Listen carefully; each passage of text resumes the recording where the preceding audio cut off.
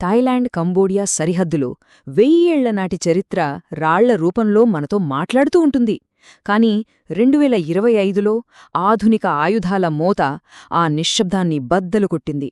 ఒక పురాతన ఆలయం 2 దేశాల మధ్య జరిగిన భీకర యుద్ధంలో చిక్కుకుని శిథిలాల కుప్పగా ఎలా మారిందో ఆ విషాద గాథను ఇప్పుడు మనం చూడబోతున్నాం. నాగరికత ఆత్మఘోష. ఈ మాట వింటుంటేనే మనసులో ఏదో తెలియని బాధ కలుగుతుంది కదా. అవును, ఎందుకంటే ఇక్కడ కూలిపోయింది కేవలం రాతి కట్టడం కాదు, మనందరి ఉమ్మడి వారసత్వం.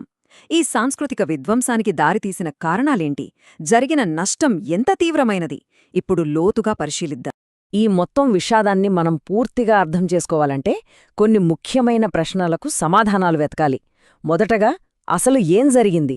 ఆ తర్వాత 100 ఏళ్ల క్రితం గీసిన ఒక గీత ఈనాటి గొడవకు ఎలా కారణమైంది? యుద్ధం ఎలా మొదలైంది? ఒక చిన్న గుట్ట కోసం అంత పెద్ద పోరాటం ఎందుకు జరిగింది? చివరగా, ఈ ఘర్షణ మన చరిత్రపై ఎలాంటి చెరగని గాయాలను మిగిల్చింది? పదండి, ఒక్కొక్కటిగా తెలుసుకుందాం. మన ప్రయాణం ఇక్కడ్నుండే మొదలవుతుంది, చరిత్రపై పడిన గాయం నుండి. 1000 ఏళ్ల వారసత్వం ఆధునిక యుద్ధంలో చిక్కుకుంటే ఆ విధ్వంసం ఎంత భయంకరంగా ఉంటుందో చూద్దాం. 2025వ సంవత్సరం థాయిలాండ్, కంబోడియా మధ్య డాంగ్రెక్ పర్వత శ్రేణులు యుద్ధరంగాలుగా మారిపోయాయి.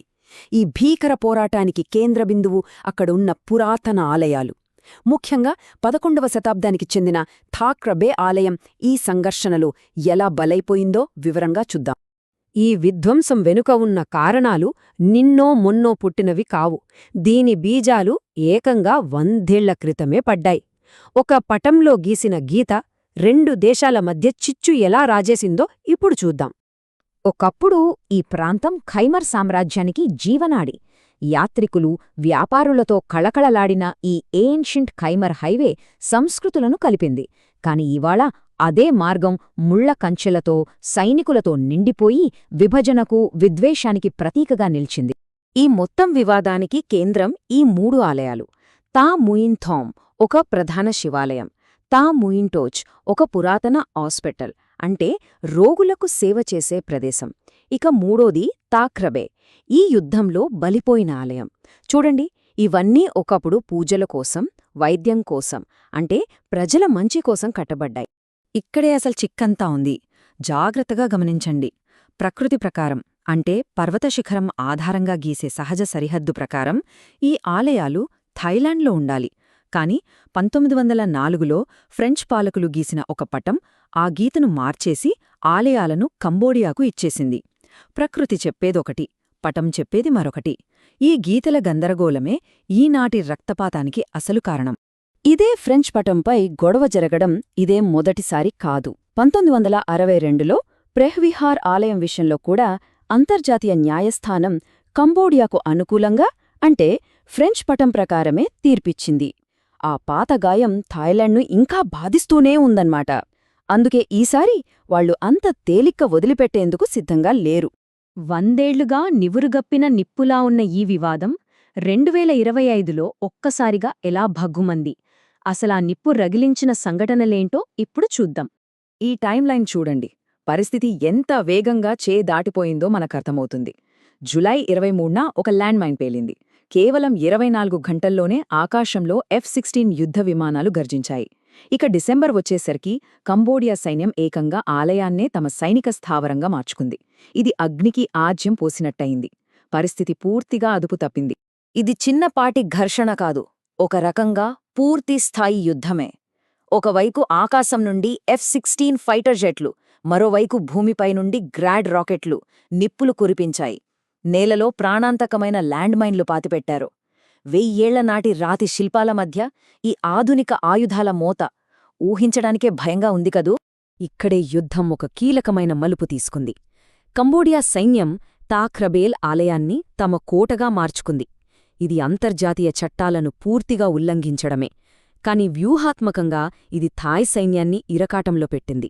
ఎందుకంటే ఇప్పుడు వాళ్లు శత్రువుపై దాడి చెయ్యాలంటే తమ వారసత్వ సంపదైన ఆలయంపైనే దాడి చెయ్యాలి. ఎంత దారుణమైన పరిస్థితి! ఆలయంపై దాడి చేయక తప్పని పరిస్థితి. మరి ఆ దాడిని ఎలా నడిపించాలి? దీనికి సమాధానం దగ్గర్లోని ఒక చిన్న గుట్టలో దాగి ఉంది. యుద్ధగతిని మార్చిన ఆ ప్రదేశం ఎందుకంత ముఖ్యమో ఇప్పుడు మనం తెలుసుకుందాం. సైనిక వ్యూహంలో భౌగోళిక ఆధిపత్యం అనేది చాలా ముఖ్యమైన సూత్రం. సింపుల్గా చెప్పాలంటే, ఎవరైతే ఎత్తైన ప్రదేశంలో ఉంటారో వారికే పై చెయ్యి ఉంటుంది. ఎందుకంటే వాళ్లకు శత్రువుల కదలికలు స్పష్టంగా కనిపిస్తాయి, పైనుండి దాడి చేయడం కూడా సులభం. 350 మీటర్లు. ఈ ఒక్క సంఖ్య ఈ యుద్ధ భవిష్యత్తును శాసించింది. అదే హిల్ 350 అనే గుట్ట ఎత్తు. తాక్రబే ఆలయాన్ని, దాని పరిసరాలను నియంత్రించే ఆ చిన్న గుట్టను దక్కించుకోవడం కోసం ఇరు సైన్యాలు ప్రాణాలను పణంగా పెట్టాయి. హిల్ 350 నుండి ఆలయం కేవలం 300 మీటర్ల దూరంలో ఉంది. అంటే ఆ ఎత్తులో ఉన్న కంబోడియా సైన్యకులకు కింద ఉన్న థాయ్ సైన్యం కదలికలన్నీ అరచేతిలో కనిపిస్తున్నాయి. వాళ్లు పైనుండి రాకెట్లు, మోర్టార్లతో సులభంగా దాడి చేస్తున్నారు. అందుకే థాయ్ సైన్యానికి అర్థమైపోయింది, ఆలయాన్ని కాపాడాలంటే ముందు ఆ గుట్టను గెలవాలి అని. యుద్ధంలో గెలుపోటములు సహజం, కాని కొన్ని నష్టాలు మాత్రం ఎప్పటికీ పూడ్చలేనివి. తుపాకులు మూగబోయాక ఈ సంఘర్షణ మన చరిత్రపై మిగిల్చిన ఆ చెరగని గాయాలేంటో ఇప్పుడు చూద్దాం. ఫలితం ఇది. అత్యంత బాధాకరమైన వాస్తవం. 1000 ఏళ్ల చరిత్ర ఇరువైపుల నుండి కురిసిన నిప్పుల వర్షంలో తడిసి ఆ అద్భుత కట్టడం ఇప్పుడు కేవలం రాళ్లగుట్టగా మిగిలిపోయింది. నష్టం ఎంత తీవ్రంగా ఉందో చూడండి. ప్రధాన గర్భగుడి పూర్తిగా కూలిపోయింది. గోడలన్నీ రాకెట్లతో చిల్లులు పడ్డాయి. ఎంతో అరుదైన యముడి శిల్పం తీవ్రంగా దెబ్బతింది. ఇక అత్యంత పవిత్రమైన స్వయంభూ లింగం నాశనమైంది. ఇది కేవలం రాళ్ల నష్టం కాదు, మన ఆత్మపై, మన సంస్కృతిపై జరిగిన దాడి. మరి దీన్ని బాగుచేయగలమా? పురావస్తు శాస్త్రవేత్తలు చెప్పేది ఒక్కటే మాట: అసాధ్యం. తాక్రబే ఆలయం దాని పూర్వ వైభవాన్ని మళ్లీ ఎప్పటికీ పొందలేదు. మనం దాన్ని శాశ్వతంగా కోల్పోయినట్లే. యుద్ధమాగింది, కాని వైరం చల్లారలేదు. ఈరోజు ఆ ప్రాంతం ఒక నో-గో జోన్, అంటే ఎవరూ వెళ్లలేని ప్రదేశం. ఇరువైపులా సైనికులు ఒకరినొకరు తుపాకులతో గురిపెట్టుకుని నిలబడ్డారు. నేల కింద వేలాది ల్యాండ్మైన్లు మృత్యులా దాగి ఉన్నాయి. కాల్పులు ఆగినా ప్రమాదమింకా పొంచి ఉంది. ఒకే మార్గం, రెండు భిన్నమైన చిత్రాలు. ఒకప్పుడు యాత్రికులను, సంస్కృతులను కలిపిన దారి ఇప్పుడు సైనికులను, దేశాలను విడదీసే ముళ్లకంచెగా మారింది. ఇది కాలం చేసిన గాయం. చివరిగా ఈ ఒక్క ప్రశ్న: సరిహద్దు గీతలు శాశ్వతమా, చరిత్ర శాశ్వతమా? దేశాల మధ్య గొడవలల్లో మనందరి ఉమ్మడి వారసత్వాన్ని బలిపెట్టడం ఎంతవరకు సరైనది? తాక్రబే ఆలయ శిథిలాలు మనల్ని అడుగుతున్న ప్రశ్న ఇదే. దీనికి సమాధానం మనమే వెతుక్కోవాలి.